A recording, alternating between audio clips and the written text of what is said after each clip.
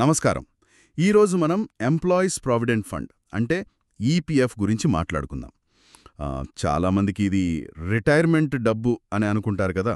అవును, సాధారణంగా అదే ఆలోచన ఉంటుంది. కానీ కొన్ని ప్రత్యేక అవసరాలకు అంటే మధ్యలోనే ఈ డబ్బును వాడుకునే వీలుంది. ఖచ్చితంగా. ఆ నియమాల గురించే ఈరోజు మనం చర్చిద్దాం. ఈపీఎఫ్ ఫామ్ 31 సూచనల ఆధారంగా ఈ వివరాలు చూద్దాం. మంచిది. అంటే మన లక్ష్యమేంటి?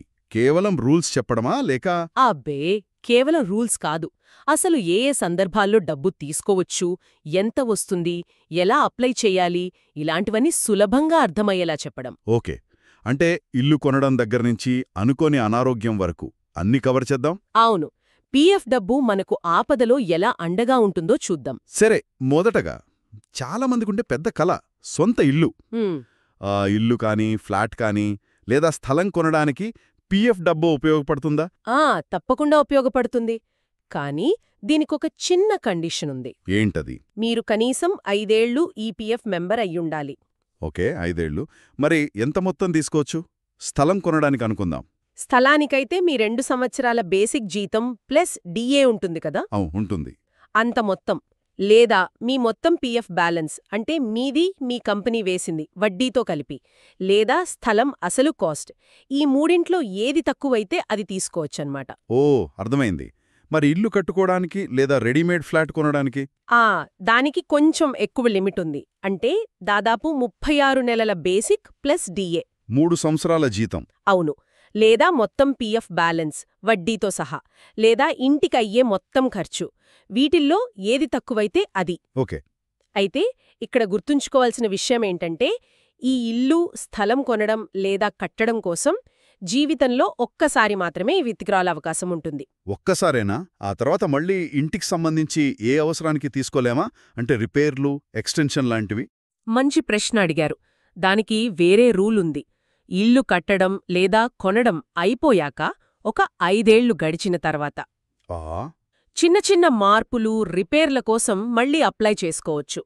దీనికి దాదాపు 12 నెలల బేసిక్ ప్లస్ డిఏ లేదా మీ వాటా వడ్డీతో లేదా అసలు ఖర్చు ఏదీ తక్కువైతే అది వస్తుంది.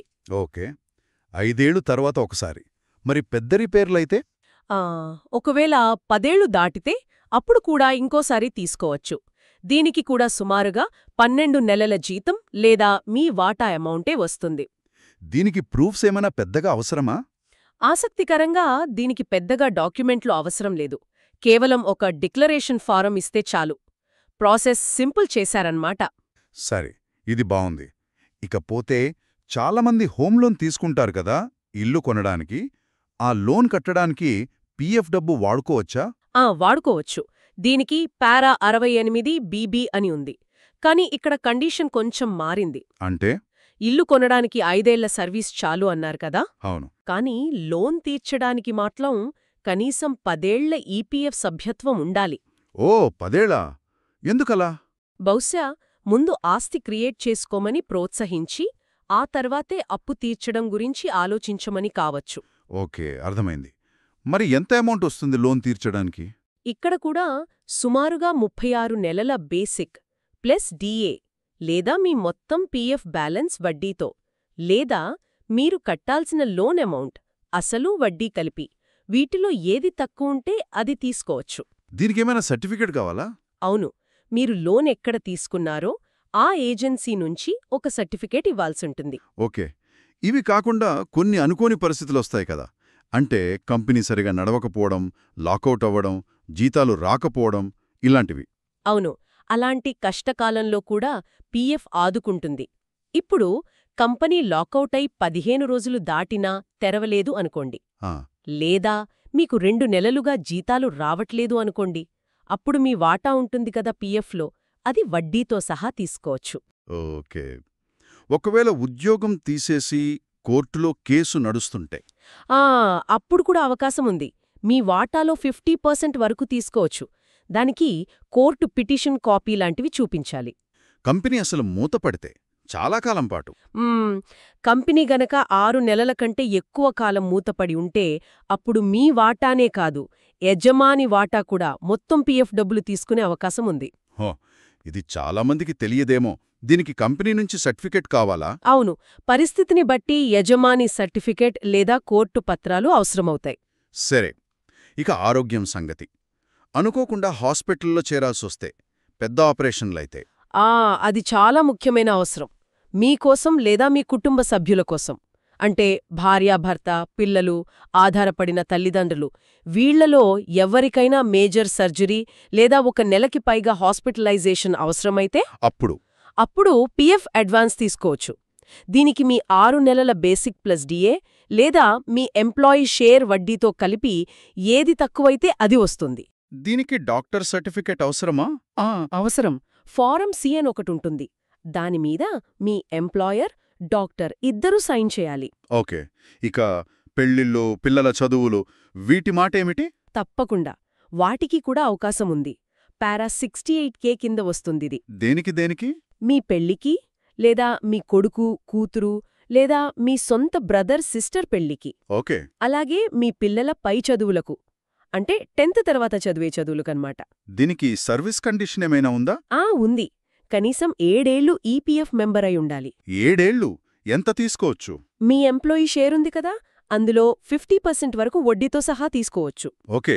డాక్యుమెంట్స్ ఏమవసరం దీనికి? సాధారణంగా మీ డిక్లరేషన్ సరిపోతుంది. చదువుకైతే ఆ కాలేజ్ లేదా ఇన్స్టిట్యూట్ నుంచి ఒక సర్టిఫికేట్ అడగొచ్చు. సరే, మరి శారీరక వైకల్యం ఉన్నవారికి ఏమైనా స్పెషల్ ప్రొవిజన్ ఉందా? ఉంది. పారా 68N కింద ఎవరైనా సభ్యులు దివ్యాంగులైతే వారికి ఆ వైకల్యం వల్ల కలిగే ఇబ్బందులను తగ్గించుకోవడానికి అవసరమైన పరికరాలు కొనడానికి ఓకే, అడ్వాన్స్ తీసుకోవచ్చు. దీనికి కూడా 6 నెలల బేసిక్ ప్లస్ డిఏ లేదా ఎంప్లాయీ షేర్ వడ్డీతో లేదా ఆ పరికరం ఖరీదు, వీటిలో ఏది తక్కువైతే అది ఇస్తారు. దీనికి డాక్టర్ సర్టిఫికేట్ కావాలా? అవును. సంబంధిత మెడికల్ అథారిటీ నుంచి సర్టిఫికేట్ ఫామ్ ఎఫ్ అని ఉంటుంది, కావాలి. ఇక రిటైర్మెంట్కి దగ్గరలో ఉన్న వాళ్ల పరిస్థితేంటి? మంచి పాయింట్. ఎవరికైతే 54 ఏళ్లు నిండాయో 54 ఏళ్లు? అవును. వాళ్లు రిటైర్ అవ్వడానికి ఇంకా 1 సంవత్సరం టైముందనగా వాళ్ల పీఎఫ్ అకౌంట్లో ఉన్న మొత్తం బ్యాలెన్స్లోంచి 90% వరకు విత్డ్రా చేసుకోవచ్చు. 90%? ఆల్మోస్ట్ అంతా తీసుకోవచ్చన్నమాట. అంతే. ఇది వాళ్ల రిటైర్మెంట్ ప్లానింగ్కి చాలా హెల్ప్ అవుతుంది. నిజమే. ఇవి కాకుండా ఇంకేమైనా చిన్న చిన్న కారణాలున్నాయా క్లుప్తంగా? ఉన్నాయి. ప్రకృతి వైపరీత్యాల వల్ల ఆస్తి నష్టం జరిగితే తీసుకోవచ్చు, పారా 68L. అలాగే కరెంట్ కోతల వల్ల నష్టపోయిన వారికి కూడా ఉంది, కానీ అమౌంట్ చాలా తక్కువ, మహా అయితే 300 రూపీస్. పారా 68N. ఓకే. ఇంకొకటి, ప్రభుత్వం తెచ్చిన వరిష్ఠ పెన్షన్ బీమా యోజన ఉంది కదా, అందులో ఇన్వెస్ట్ చేయడానికి కూడా కొంత అమౌంట్ తీసుకోవచ్చు, పారా 68NNN. ఓకే. మొత్తం మీద చూస్తే చాలా కారణాలున్నాయి.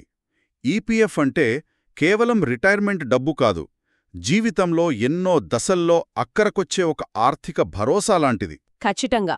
ప్రతి అవసరానికి దాని రూల్స్, దాని లిమిట్స్, దాని అర్హతలు వేరువేరుగా ఉన్నాయి.